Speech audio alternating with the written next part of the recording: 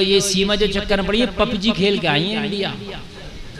हाँ, पबजी ने इनको यहाँ पहुँचाया। पबजी खेल नहीं थी मेरे भाई। और इस्लाम क्या कहता है?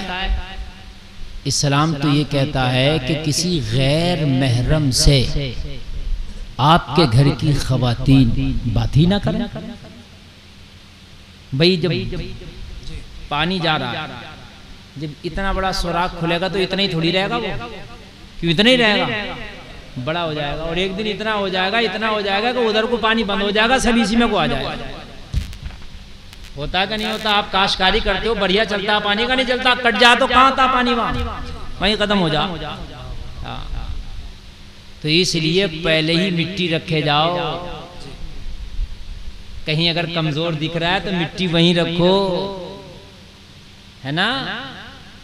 जब मिट्टी रखे जाओगे तो फिर इंशाअल्लाह कहीं से भी ये पानी चोरी नहीं होगा, बिल्कुल भी नहीं होगा। ये इस्लाम है। सरकार के घर में एक सिहाबी आए, नाबीना थे। सरकार ने बीवियों से फरमाया पर्दा करो, कहा ये तो नाबीना, का तुम तो देख रही हो, है ना। आजकल बैठकें चल रही हैं घरों में, गैरों को घरों में घुसा लिया। कौन है भैया? अपने यही है, तो बड़े करीबी हैं। ओ भाई वो बात अलग है, तेरे करीबी है, मगर इस्लाम तो मना कर रहा ना। बात है कि नहीं? अपने ही हैं, करीबी हैं, बात सही है, लेकिन इस्लाम तो मना कर रहा ना। तो इस पर यार थोड़ा सा तुझे तवज्जो देना चाहिए कि नहीं चाहिए? हाँ, मगर नहीं दे रहे, तवज्जो नहीं दी जा रही है इस पर, और नहीं दी जा रही है तो खामियाजा इस्लाम नहीं भुगतेगा, तू भुगतेगा। जब वो सुराख बड़ा हो जाएगा तो तेरे बस की बात नहीं है कि तू इसे बंद कर सके। तेरे बस की बात नहीं है कि तू इसे बंद कर सके। और अब तो कानून ऐसे बन गए, अगर तुम बंद करना चाहोगे तो तुम बंद हो जाओगे। ये कानून बन गए।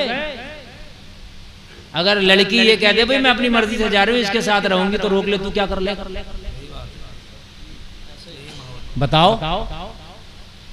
बताओ कोई कुछ कर सकता है? कुछ भी नहीं, खाली वो कहते मैं अपनी मर्जी से, कुछ नहीं कर सकते। अब जरा गौर करें आप। तो इसलिए पहले ही उस पर खास तवज्जो दो, खास तवज्जो।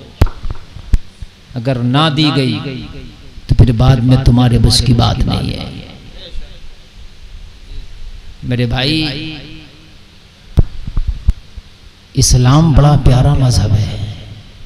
इस्लाम ने तो यहां तक अगर हज करने के लिए भी जाओ, जबकि हज से ज्यादा पवित्र सफर कोई हो ही नहीं सकता, यहाँ भी हुक्म है कि औरत अकेली न जाए। अगर हज करने के लिए भी जा रही है तो सगे भाई को लेकर के जाए, बाप को लेकर के जाए, शोहर को लेकर के जाए, बेटे को लेकर के जाए। अल्लाह अल्लाह, इस्लाम कितना एहतियात वाला मजहब है। यहाँ खाने काबा के लिए भी अकेली को भेजने इस्लाम मना कर रहा, कह रहा किसी अपने महरम को लेकर के जाए। और यहाँ तो तू बात कर रहा है कि तू कहीं कॉलेज में किसी के साथ भेज रहा है, कहीं एग्जाम देने किसी के साथ भेज रहा है, कहीं तू जो है कैश देने के लिए किसी के साथ भेज रहा है, कहीं बाजार मार्केटिंग करने किसी के साथ भेज रहा है, कहीं शहर को किसी के साथ भेज रहा है। और फिर कह रहा मौलाना ये क्या हो गया? अरे खाई खोद रहा है खुद। अरे इस्लाम तो हज करने भी गैर के साथ मना कर रहा है, और तू बाजार में गैर के साथ भेज रहा है। वाह वाह वाह, बेशक बेशक। नारे तकबीर, नारे रिसालत, उलमाए अहले सुन्नत, मसलके आला हजरत। वाह वाह वाह, सुभान। हज करने के लिए हुक्म है सगे बेटे को लेके जाए, सगे चचेरे भाई को भी नहीं लेके जा सकती। सगे चचेरे भाई को, सगे तयरे खलेरे फुफेरे मुमेरे भाई तक, सगे भाई को, सगा बेटा, बाप, सगा भाई हज करने। जबकि आदमी हज करने जाता तो मैं ये समझता हूं 100 के 100% कोई अपनी नीयत में खराबी नहीं लेके जाता। अगर कितना ही बड़ा शराबी भी था, लेकिन जब हज करने के लिए निकला तो वो ये सोच के नहीं जाता वहां जाकर शराबे पीऊंगा, यही सोच के जाता वहां जाकर तौबा करूंगा, मस्जिद हराम में जाकर अपने गुनाहों की बख्शिश चाहूंगा, वहां जाकर के अल्लाह को राजी करूंगा।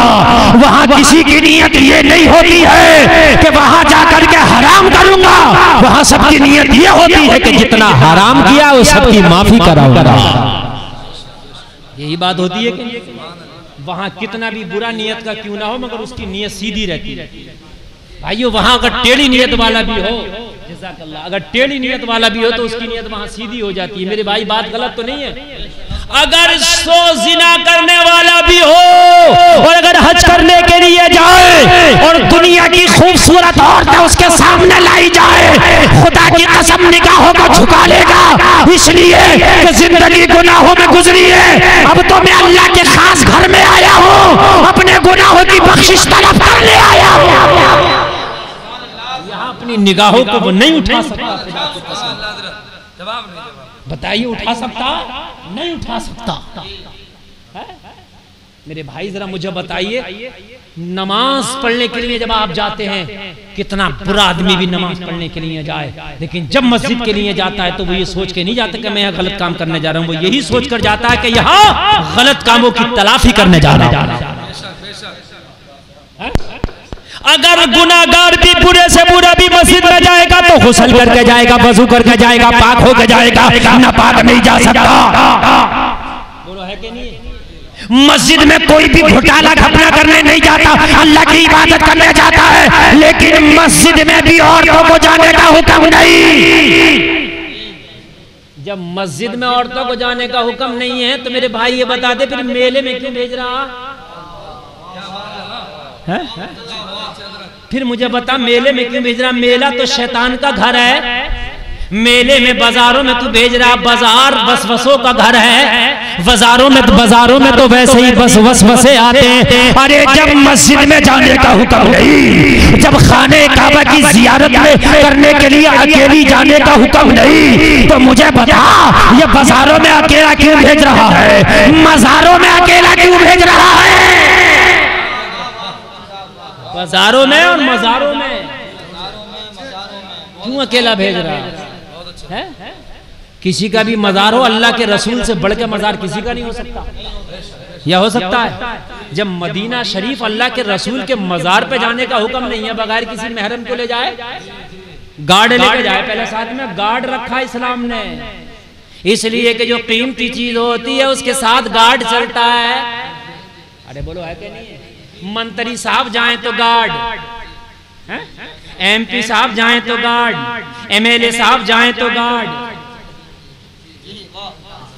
बात है कि नहीं?